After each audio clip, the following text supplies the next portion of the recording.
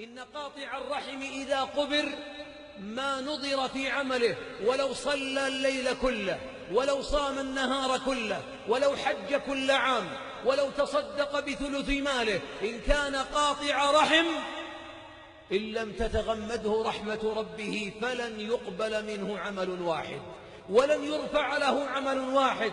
ولذلك نقول لأبناء الموتى، أبناء المتوفين: أصلحوا ذات بينكم وصلوا أرحامكم، وإن كان الوالد أو الوالدة مات أو ماتت قاطعة فاذهبوا إلى من قطع حتى يبيحهم ويحللهم، وأكثروا من الدعاء له، لأن قاطع الرحم لا ترفع له إلى السماء ركعة، لا ترفع له إلى السماء طاعة، ولو كان أكثرنا صلاة وصياما وقرآنا، ولو اجتمعنا كلنا وقلنا ونعم ما تنفع عند رب العالمين، لأن الله في كتابه لعن قطاع الأرحام وما لعن قطاع الطريق ولا السراق، لأن الله يغضب على القاطع.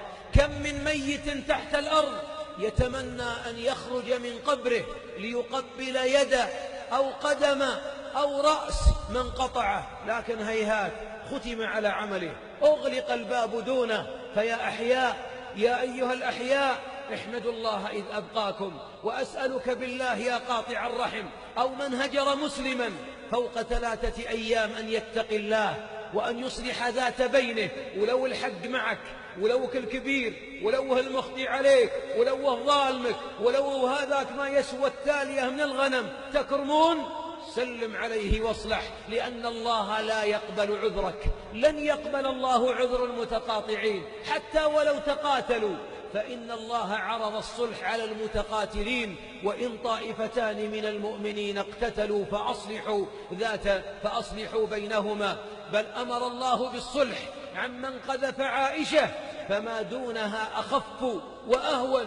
فأمنية بعض الآن الميت، بعضنا تحت الأرض له 20 سنة قابرينه عياله عام 1416، وبعضهم قابرينه عياله من 1410، وبعضهم مقبور في 1390، والله بعضهم لا زال لم تنظر حسناته، لأنه لم تكن أعماله ترتقي إلى الله. تعرض الأعمال على الله كل اثنين وخميس، فيغفر لكل مسلم لم يشرك بالله شيئا إلا رجلين بينهما شحنا، فيقال: أنظروا هذين حتى يصطلحا.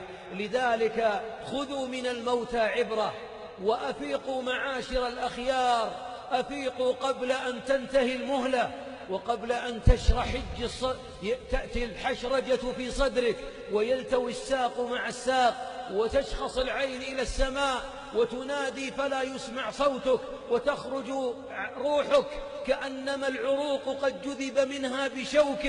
آلام الموت، يتمنى يتصدق، يتمنى أن يعود للصلة. أمنية الثانية من أمنيات الموتى القاطعين أن لو وصلوا أرحامهم. واسمع هذا الحديث، يقول صلى الله عليه وسلم: من هجر مسلما فوق 3 أيام فمات دخل النار.